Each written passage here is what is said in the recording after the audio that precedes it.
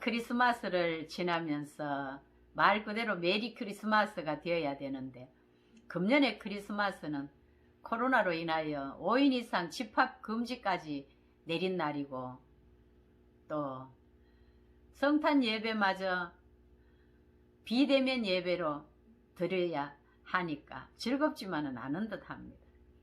그러나 우리가 성탄절을 지나면서 기뻐하고 즐거워해야 할 이유를 확실히 말씀드리고 싶어서 온 인류를 향한 복음의 나팔 세 번째를 연속 전합니다.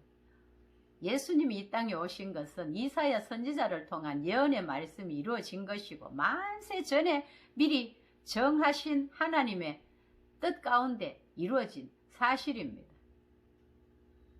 처녀가 잉태하여 아들을 낳을 것이라 했고, 그 이름의 뜻은 임마누엘, 이사야 선지자를 통해 이렇게 말씀하셨습니다. 그러므로 주께서 친히 징조를 너희에게 주실 것이라. 보라, 처녀가 잉태하여 아들을 낳을 것이요 그의 이름은 임마누엘이라 하리라. 그 예언이 이루어진 것입니다. 마리아는 요셉과 약혼하고 동거한 일이 없는데 아이 임신이 된 거예요.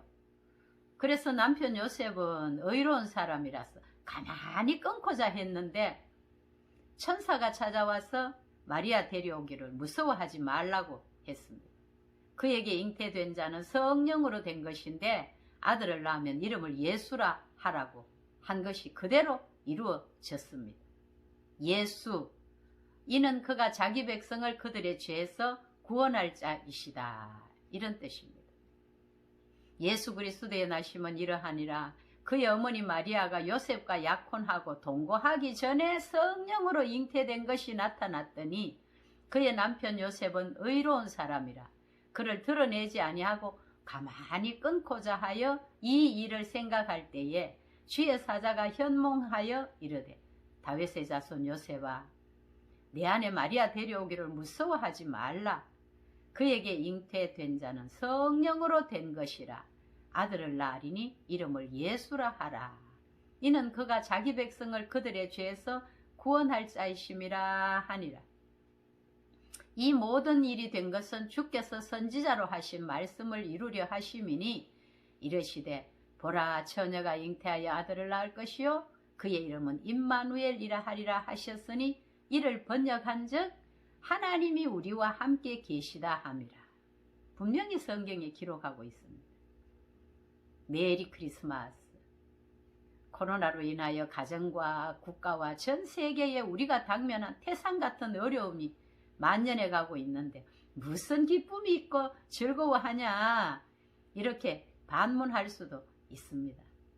그러나 내 모든 죄에서 구원하기 위해 오셔서 하나님과의 막힌 이 죄악의 담을 헐어주시고 영원히 함께 하겠다고 약속하신 이 언약으로 인하여 우리는 이 성탄절에 얼마든지 기뻐하고 즐거워할 수 있는 이유가 되는 것입니다.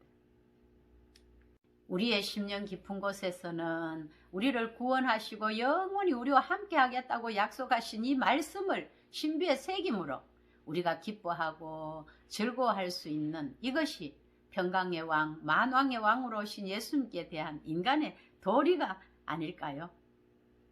이 사실로 인하여 그 믿음 안에서 심령의 평강을 누리며 마음껏 기뻐하고 즐거워하며 살아갈 수 있기를 기도합니다. 예수님이 오신 그 시대나 지금이나 우리가 이 세상에서 삶은 누구나 다 만만치가 않습니다. 에덴 동산에서 아담과 하와의 불순종으로 인하여 하나님과의 관계가 끊겨버렸습니다. 그러나 하나님께서 화목 제물로 그 아들 예수를 이 땅에 보내주셨고 영원히 우리와 함께 하겠다는 약속이 있기에 메리 크리스마스가 되는 것입니다. 요한1서 4장 10절 이하에 하나님의 사랑이 우리에게 이렇게 나타난 바 되었으니, 하나님이 자기의 독생자를 세상에 보내심은 그로 말미암아 우리를 살리려 하심이라. 사랑은 여기 있으니 우리가 하나님을 사랑한 것이 아니요 하나님이 우리를 사랑하사 우리 죄를 속하기 위하여 화목 제물로 그 아들을 보내셨습니다. 하나님이 우리와 함께 하는데도 우리에게 찾아오는 염려, 근심, 두려움이 왜일까요? 마귀 사탄의 유혹일까요? 아니면 인간의 욕심 때문일까요? 하나님이 흙으로 빚어 만든 첫사람 아담과 그 아담의 갈빗대를 취해 만든 여자 하와는 에덴 동산에서 아무 염려 근심 없이 행복 그 자체로 살게 되었습니다. 그러나 하나님께서 금하신 선악과를 따먹음으로 그것이 온 인류를 죄인으로 만들게 된 범죄의 시조가 되었습니다. 에덴 동산의 모든 것은 임의로 다 해도 되지만 중앙에 있는 선악과는 따먹지 말라. 그것을 먹는 날에는 정령 죽는다고 했습니다. 딱 한 가지 그 금령을 내렸어요. 하나님과 우리 인간 사이에는 위계 질서가 있어야 하기 때문에 사람을 로봇처럼 만들지 않으시고 자유의지를 주셨습니다. 하루는 마귀 사탄의 상징인 뱀이 찾아와서 그 선악과를 따먹으라고 유혹을 했지요. 그것을 먹으면 눈이 밝아져 하나님과 같이 된다고 유혹을 한 것입니다. 하나님께서는 네가 먹는 날엔 반드시 죽는다고 했는데도 말입니다. 하와가 쳐다보니 부함직도 하고 먹음직도 하고 지혜롭게 할 만큼 탐스럽기도 했습니다. 그만 하와는 그 유혹에 빠져서 하나님이 금하신 선악과를 뚝 따먹고 남편에게도 주었습니다. 여보, 요거 먹어봐. 너무 맛있어. 아니, 하나님이 먹지 말라고 했잖아. 아니야, 내가 먹어보니 너무 맛있어. 괜찮잖아. 남편 입에 속여줬습니다. 남편, 하나님이 먹지 말라 했는데 넘어가다가 목에 걸려서 울 때가 생겼대요. 이것은 성경에 없는 얘기입니다. 그러나 증명되지 않은 말이지만 남자들 목에 울 때가 있는 것은 사실입니다. 선악과를 따먹음으로 인하여 인류의 첫 시조인 아담 하와로 인하여 죄가 세상에 들어왔습니다. 하나님과 영원히 행복하게 살게 된 에덴 동산에서 아담 하와는 그만 쫓겨나고 말았습니다.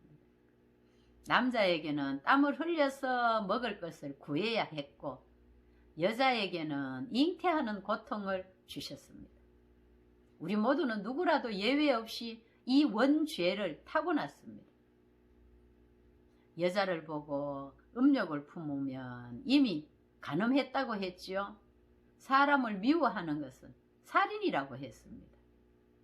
그러니 우리가 날마다 죄를 먹고 마시며 살고 있습니다.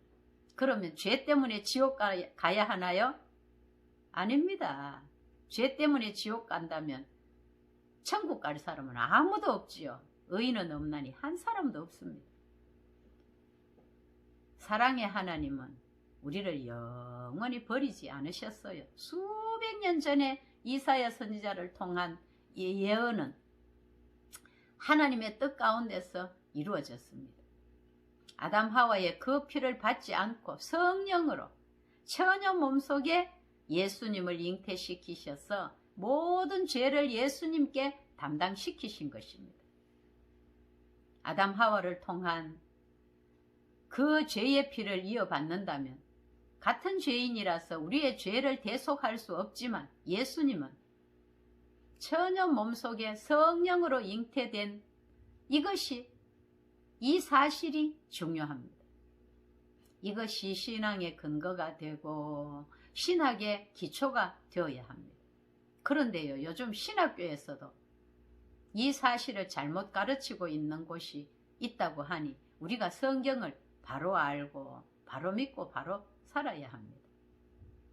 성령으로 잉태하신 예수님께서 온 인류의 죄를 담당하시고 십자가에 죽으시고 다시 사심으로 우리의 죄는 단번에 온전히 영원히 다 용서받았습니다. 그러므로 우리는 예수를 믿음으로 구원을 받게 된다는 이것이 진리입니다. 진리 안에서 우리는 자유를 누려야 합니다. 나로 말미암지 않고는 아무도 아버지께로 올 자가 없다고 예수님께서 말씀하셨고, 주 예수를 믿으라. 그리하면 너와 내 집이 구원을 받으리라. 다른 이로서는 구원을 받을 수 없나니 천하 인간에게 구원을 받을 만한 다른 이름을 우리에게 주신 일이 없다고 했습니다. 인간의 윤리, 도덕, 선행으로 구원받는 것이 아니기 때문에 예수님이 이 땅에 오신 성탄절은 메리 크리스마스, 즐거운 성탄절인 것입니다.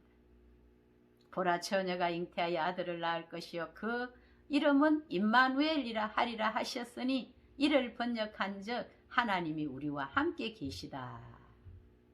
이 말씀을 입으로 달달 외우고 신비에 새기시고 나 같은 죄인을 위해 이 땅에 예수님이 탄생하셨고 하나님이 나와 함께 하신다는 이 사실 하나만으로도 마음껏 기뻐하고 즐거워할 수 있는 성탄절과 또 새로운 신년을 기쁨으로 맞이할 수 있기를 기도합니다. 임마누엘, 하나님이 우리와 함께 하시다. 감사합니다. 좋은 일이 일어날 것입니다.